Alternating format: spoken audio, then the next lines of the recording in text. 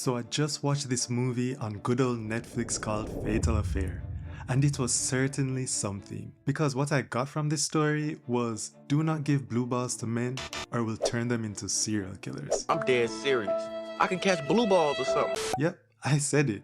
You see, Fatal Affair is like a generic version of Fatal Attraction, except it does this wonderful thing of stripping away character development and story while boosting ridiculously crazy scenarios. And for that, I tip my hat, because ladies and gentlemen, this is what is called peak cinema. You see, anyone can copy a classic, but the true greats, they copy and destroy. And Fatal Affair certainly does this. Let's compare the overall plots for both films. Fatal Attraction follows a married man who has an affair with Crazy, believing it to be a one-night stand, but Crazy thinks otherwise and goes on to do crazy things. Fatal Affair follows a married woman who has a near affair with Crazy. Crazy then goes on to do crazy and crazier things. Stop me when this sounds familiar. And I know the filmmakers of Fatal Attraction would be like, He copied my whole fucking flow! Word for word, bar for bar! but there's a difference. The difference is, Fatal Attraction chose story over unbelievable shock value, and for that, they should be booed. But not Fatal Affair. No. Fatal Affair is a masterful film that combines ridiculous plot events with paper-thin characters to create this awesome, unintentional comedy that is worth the watch. Trust me. And it goes something like this. A woman and her boyfriend are having an intimate moment before being rudely interrupted by their sudden murder. Ooh, you know he did. Next, we're quickly introduced to our protagonist Ellie, played by the beautiful Nia Long. I knocked the dust off that pussy. Anywho, she's a lawyer who is married to her husband Marcus, and they recently moved to a beach home outside of the city. Side note, Marcus's acting in this movie, it's something. I know some people would say his acting is so wooden that he might as well have been played by Plank from Ed, Edd n Eddy, but I'm not saying it. Anyway, we're drip fed that Marcus is healing from an injury that he had suffered previously in a biking accident, something we are later told. Since they've moved to the new home, Ellie's hoping to christen their matrimonial bed, but is left frustrated as Marcus has fallen asleep from the meds he's taken. Now honestly, if it weren't for the next scene where we're introduced to her best friend Courtney, who is one of the most brilliant characters in the show, I would have missed that Ellie was frustrated from her lack of intimacy with Marcus. You see, for some reason, instead of wearing lingerie and looking excited to get things on, Ellie instead wears a full body button-up pajamas. But I suppose nothing screams sexy like damn near formal wear in the bedroom, right? In the next scene, we're then introduced to David, our show's antagonist played by Omar Epps. Now, aside from Marcus's acting and a few poorly written lines here and there, this was the first moment where I was like, I'm in danger! of having a wonderful time with this movie. You see, as Ellie enters the office, the firm's CEO greets her and then begins speaking about her to someone who has their back turned to Ellie. Now, you see, a normal human being would probably turn around to see who it is that the CEO is greeting, but oh no, this is peak cinema, people. The mystery person must stay a mystery as long as possible to build suspense before the grand reveal. Now, let me be serious for a second. The problem with this grand reveal is that there's zero payoff for the audience. This is the first time we as the audience is introduced to David. He's not mentioned before, so as far as we're concerned, this is just a random person being introduced to the story. His connection to the protagonist and therefore importance only comes up after he is revealed, where we then learn that they're all college friends who haven't seen each other in years. But then again, why let good writing get in the way of the awesomeness to come? David expresses how great Ellie looks given it's been 20 years, and I don't know if it's how Omar Epps is being directed to act, or whether it's just him, but bro has no aura, no finesse, no swag to really sell these lines. So for me, they come off as awkward, like the first time you try rizzing a girl. Embarrassing. But somehow David's wrist game seemed to work on Ellie and she shows some interest. Anyway, later they link up at a restaurant for drinks to celebrate the win on a case that they were working on together. Courtney was supposed to be there, but she cancels, so it's just them two. And honestly, every time David tries to flirt with Ellie, it comes across as creepy rather than flirty. For example, he says, "It's been 20 years. You're not gonna make me wait another 20, are you?" Or, "It's a date," when it's supposed to be drinks with a coworker. And maybe the film is intentionally doing this so that we as the audience are like, Hold up. Wait a minute. Something ain't right. when it comes to David. And if so, kudos to them for using subtlety. Now, if they were trying to be subtle about something not being right with David, the next instance is where subtlety was held down and strangled by direction. So they're at the restaurant and they're heading to the booth, and David says, "Now I have you all to myself." And slightly caresses Ellie's back creepily and awkwardly. You see, after "Now I have you all to myself," I was honestly expecting a villain laugh there. Such a missed opportunity. Anyway, what's even weirder is that Ellie is a married woman but doesn't respond to his comment at all. It's like she butted out. So while at the booth, they start talking about their lives. We learn that David is divorced with no kids. Ellie states she's married, has a daughter and a new house. David comments and says she has a perfect life. But Ellie implies that it isn't the case and that she feels that she's been living the past 20 years with a stranger. And when she said this had me shaking my head like Denzel Washington in Training Day. You disloyal fool-ass bitch-made punk. Ain't no way I'm telling a guy who I haven't seen in 20 years about my marital problems. No, sir. Not me. Particularly when he has been flirting the whole time since they've reunited. So after their time at the restaurant, they end up at a club, more flirting happens. David then tells her that he knew she worked at the firm before he took the job. You don't find that suspicious? You don't find that suspicious? You don't find that suspicious? This is weirdo behavior that Ellie ignores, and it's absolutely brilliant. So they start dancing. He gives her the "I want you" eyes. They're about to kiss, but then Ellie remembers the slight inconvenience of her being, married. So she leaves to gather herself in the bathroom, and while she's about to exit, conveniently David appears because I'm from around the way. I'm leaving with something. So they start getting it on, and right as David is about to put his hot dog between Ellie's buns, Ellie hits him with the meanest block. Damn, I know bro was tight. David is left with his meat hanging out. Pause. All homeless, balls bluer than the ocean. Pause again. And so begins his villain arc. Kind of. He was villainous before this, but we don't know it yet. But you see, unlike other men who will visit certain sites and move on with their lives, he's fixated on the puss that got away. Pussy. Pussy, pussy, pussy.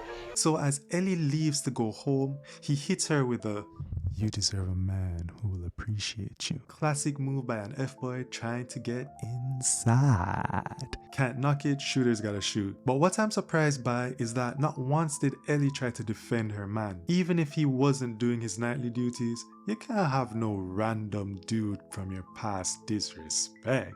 From a scene that I said, She belongs to the streets. so time passes, Ellie's spending more time with her husband, the intimacy's back, she has a new law firm, things are going great.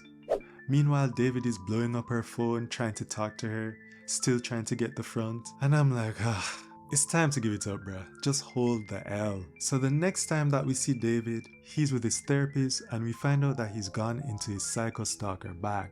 We find out that he thinks he's in a relationship with Ellie. We also learn that he has anger management issues and was ordered by a court to take anger management lessons. You see, the thing is, it's such a pity that we didn't get to see David being upset at any time before that. Like when he got rejected. Anyway, we also learned that he was rejected or broken up with Deborah, his previous love interest, and he still seems upset about that. So in the next scene, Ellie's daughter is introduced and takes after her father in that her acting is just as fantastic as his. Now, I'm skipping ahead here, but I'm not sure why the daughter was necessary for the story. She's barely in it and doesn't add anything at all to the movie. Anyway, the next scene we have this so-called chance encounter between Ellie and David. Not gonna lie, this scene had me laughing out loud. It was just so unintentionally funny. So far, Ellie has been ignoring David's calls and texts. So while she's out and about, she attempts to get into her vehicle while holding up a dude in a white car who is waiting for her parking spot. But then, out of nowhere, she hears, "Ellie?" And as she turns to see who it is, bam! David pops out of nowhere, like literally off screen. He says that he had left a meeting from across the street and thought to himself, "She looks like Ellie. Let me go and talk to her." Ellie? David, hey. Wow, I just left the meeting across the street and I thought to myself, she looks like Ellie. This had me rolling for some reason, and it really shouldn't because it wasn't like a funny scene.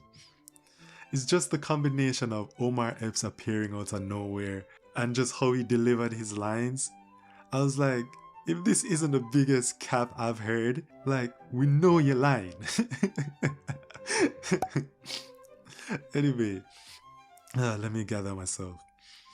David apologizes for their encounter at the club and wants to talk to Ellie over coffee. Ellie politely declines, stating that she's married. I guess she finally remembered. And throughout this time while they're going back and forth, the dude in the white car is still waiting. So he gets pissed and honks. And Omar Epps gives such memeable content. I said, wait a goddamn minute. Give him an Oscar. So David still continues to text Ellie, but finally she has discovered the block button on her phone. Who knew? But sadly, David will not be deterred. And so he decides the best way possible to get closer to Ellie is to be like a creeper and visit her home and watch her have sex with her husband while looking all upset. You mad? Look at you. You mad. You big mad.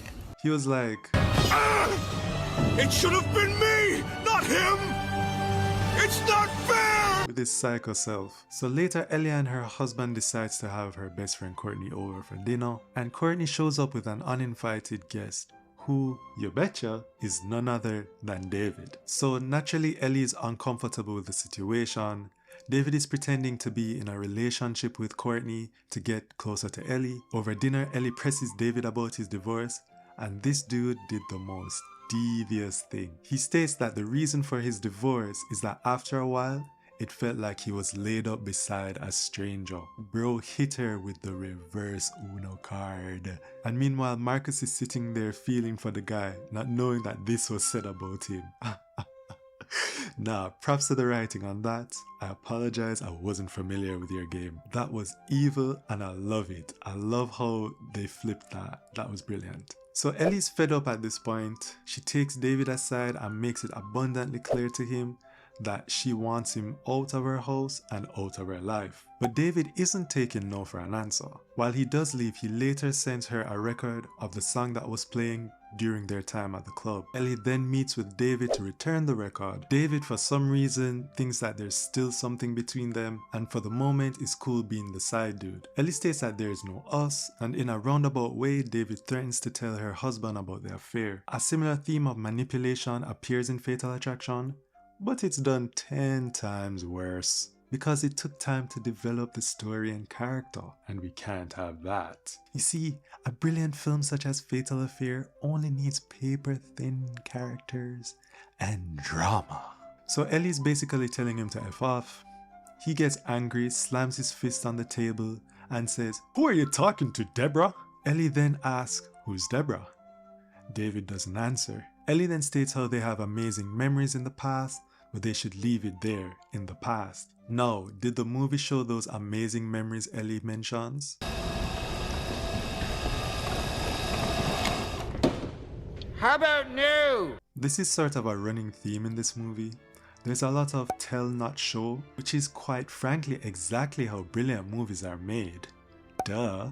So she hands the record to David and leaves. In a fit of rage, David breaks the record. Now let's fast forward to one of the most ridiculous scenes in the movie. In fact, it was top tier. At her office, Ellie is confronted by Courtney as Courtney believes Ellie is lusting for David. Ellie denies this, but Courtney shows text to prove it. The thing is, David is a hacker, so the texts were obviously altered. Ellie tries to tell Courtney this, but she doesn't believe her.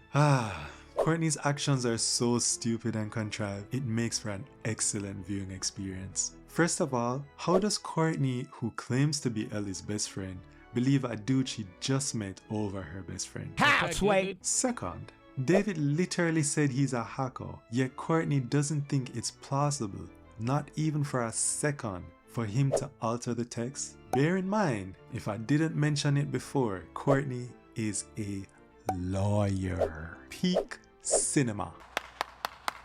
Ellie decides to play detective and look up David's past. She accesses his license and transcript records, but more importantly, she gets confirmation that he was married and did divorce Deborah, as we see her looking at the divorce papers. Now, I'm not sure if divorce papers are accessible to the public, but maybe in Hollywood land they are. It's Hollywood, baby. I do have a small nitpick, and trust me, I don't want to be the guy, but on the divorce papers it shows that David was the plaintiff, which would suggest that he filed for the divorce. Given David's obsessive nature, I doubt this would be the case. She also sees that he has no criminal record, but then why did he have court-appointed anger management classes? By all accounts, it doesn't make sense. So while Ellie continues her investigative work, she learns through a mutual friend that David has anger issues, he's controlling, jealous, and that his wife Deborah looked just like Ellie. But unfortunately, she's dead. She was the woman that we saw getting killed in the very first scene of the movie. I wonder who killed her. So naturally Ellie suspects David and tries to warn her friend Courtney. Fast forward, we see David creeping into Ellie's home, touching her hair while she's asleep, sniffing her lingerie before taking it to give to Courtney as a gift. He then has sex with Courtney while she unknowingly wears Ellie's lingerie. Ew, you nasty ass bastard! Ellie tries to warn Courtney about David, but he's moving like a top tier NFL cornerback because he's intercepting everything. So she decides to switch teams and play stalker by following David. Why does she do this? I could not tell you. But it sets the scene for us to find out that David has gone golfing with none other than Ellie's husband, Marcus. While golfing, David tells Marcus how great Ellie is, and honestly, if I was Marcus, I'd be looking at him side-eyed because ain't no way a man supposed to compliment my girl more than me. Facts. After golfing, Marcus turns his back to put away his clubs. David then approaches him, gripping his club as if he wants to kill Marcus. On his approach, he says, "You have no idea what it's like to see the woman you love touching another man." And somehow Marcus hears none of this. This wasn't even an internal monologue. He didn't say this under his breath. There's no change in volume. Ladies and gentlemen, I present to you Peak cinema. Ellie continues her stalking and for plot reasons get into David's apartment, where she discovers that he has a picture of his ex-wife on his phone with her man, as well as recent pictures of herself and her family on his laptop. She's then surprised by David's entry into the apartment and hides. Ellie is almost discovered, but a convenient phone call from Courtney asking David to come over saves her. Hearing this phone call, Ellie calls Courtney and warns her that David is dangerous, and Courtney, who previously had 100% faith in David, somehow believes her. Boy, ain't no way, boy. Boy, ain't no way, boy. Why does Courtney now believe her friend? I mean, she later goes into David's phone and finds proof, but why does she initially believe Ellie before finding the proof? Not to mention, why was she able to access David's phone so easily? By all accounts, it doesn't make sense. Particularly when he's a professional hacker.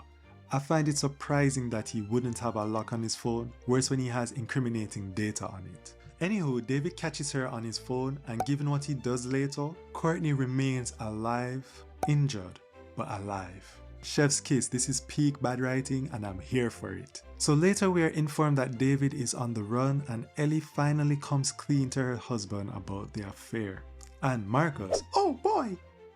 This dude was the calmest upset person I've ever seen, given his woman was almost, you know what I'm saying, by a dude who was eating up all his food, drinking his beer and moving comfy in his house. But now, ladies and gentlemen, we've reached the most amazing, egregious part of the movie. The part where things go left in a disturbing way. We see a homeless man lying by the side of the road and a vehicle pulls up. We then cut to a David on the beach with a lighter, a note in his hand and a propane tank beside him. We then see a body burnt to a crisp on the beach. Bacon. David killed a homeless man to fake his death to get the police off of his back. And part of me is like, writers? Stop it. Get some help. But then the other part of me is like, I'm curious to see where this goes. You sick fuck. Like, this man has killed his ex-wife and her man over presumably no longer getting front. I'm not really sure there. And now a homeless man is ultimately killed because of his blue balls. All because Ellie refused to give him some. I had mentioned before that Ellie had confessed to Marcus about the whole affair. Marcus quickly forgives Ellie, no shock there. Bear in mind, the audience is supposed to feel something like, this is a touching moment, he's forgiven her. But I'm looking like, We do not care. Later in the evening, Ellie receives a text from her secretary Linda where she needs to come into the office to sign some documents for a client, but when she arrives, she trips over Linda's dead body. Why did Linda need to die? Well, you see, David needs her phone so that he can call Ellie pretending to be Linda, but he has to do it perfectly so that the moment Ellie notices Linda's lifeless body, he can then call her to say she left her family alone and he's going to harm them. Linda died because he needed her phone, yet Courtney lives despite finding incriminating evidence on his phone. Because, you know, incriminating evidence is way less serious. Ellie rushes to get home and calls the police on the way, informing them that David is alive and that he's at her house. Once he gets there, she discovers her daughter's boyfriend's dead body. Oh, I forgot to mention him in the film. Up until now, he has literally served no purpose other than dying for shock value. So as soon as Ellie discovers the boyfriend's body, the record that was playing when David and her were in the club starts to play, like literally as soon as. It was like David was holding the needle, and the moment he realized that Ellie notices the dead boyfriend, he let it go. For some reason, he seems to have a knack for that. And boy does he know how to set the mood. Now here's where I give the movie props for creativity, and then I instantly take it away for its stupidity. Gotcha, bitch! So the record plays, and the music is chilling and distorted. Meanwhile, David is just staring at her all menacingly, proper unsettling. The music, however, is distorted because David is playing the same record he broke earlier. He taped it back together and then I guess somehow it magically works. David at this point is a full-blown psycho. His psycho level, It's over 9,000! because he's dancing to the music as if the record is playing perfectly fine. Ellie grabs a knife and asks David about her husband and daughter. David is like, forget them, rock with me instead. So Ellie tries to do some reverse psychology to get close. Then she tries to stab him, but David peeps game and disarms her, then holds her. But then somehow 5 foot 130 pound Ellie manages to overpower a 5'11", 180 pound David, grabbing a vase and smashing it on his head, knocking him out. Last time I checked, Ellie wasn't an MMA fighter, nor was she exposed to gamma radiation. Seeing that David is knocked out, she grabs a knife and leaves in search of her family, which she finds tied up. She unties them and they make their way to a police car that has arrived at their home. Before exiting the home, Ellie notices that David's body is mysteriously missing. When they arrive at the police car, they realize that the police officer's throat has been slashed. Now that I think about it, I guess the police had other serial killers on the loose that night, so they could only afford to commit one officer. Ellie tries to call for help on the police radio. I'm not sure why they all didn't just jump in the car and get out. I guess the movie would have been over if logic prevailed, and that's no fun. So as she attempts to call for help, David appears out of nowhere. Hello, motherfucker. And grabs Ellie, forcing her back to the home. Marcus, who was with their daughter, sees this and runs after her. Round 1. Fight! A fight between Marcus and David ensues, and David is whooping Marcus like an unruly child. Marcus was looking like Adrian Broner out here. I ain't gonna lie, I'm getting cooked. As David finishes applying belt to ass, he is stabbed in the stomach by Ellie. Ellie then leaves the knife in and runs off. Why leave the knife with the serial killer? Why not stab him again? Because the script demands a flashier ending. Duh. So Ellie runs off to check on her husband, and honestly, I'm sick and tired of him. Marcus is a special type of soft. I know the movie establishes that he was previously injured and he's recovering, but come on, at least do something. You can act like a man! Anyway, David removes the knife, grabs the dead cop's gun, and hunts down Marcus and Ellie. Why didn't Ellie or Marcus think of the gun? You know what, forget it. When David gets to Ellie, Marcus somehow has disappeared off screen. David then pleads with her to be with him, but then Marcus reappears and out of nowhere manages to disarm David. Round 2. Fight! A rematch between David and Marcus occurs, and Marcus is still getting his ass whooped. But with the help of Ellie and a large spoonful of luck, he manages to throw off David, who then starts falling off a cliff. Ellie manages to hold on to David before his timely demise, and Marcus grips Ellie to prevent her from sliding off the cliff. And honestly, at this point, I'm left puzzled by Ellie's action here. Why does she try to save David? Is it because she's a good person? I guess she forgot that David killed her secretary, her daughter's boyfriend, a police officer, a homeless man, his ex-wife, and his ex-wife's boyfriend. Personally, I would have Put that nigga ass in the dirt. So as Ellie tries to hold on to David, something inexplicable happens. He lets go. Yes, yeah, the dude who has an obsession with Ellie throughout this whole entire movie just lets go. The front he was chasing all this time is no longer worth it. And that's it, movie over. David falls to his death. Oh wait, one last thing. So at the end, 2 months later, we see the daughter is returning to college and she doesn't even mention the boyfriend that was killed at all. No condolences to the family, nothing. It was as if it didn't happen. Fatal affair when Blue Balls turned him serial killer. 4 out of 5 stars.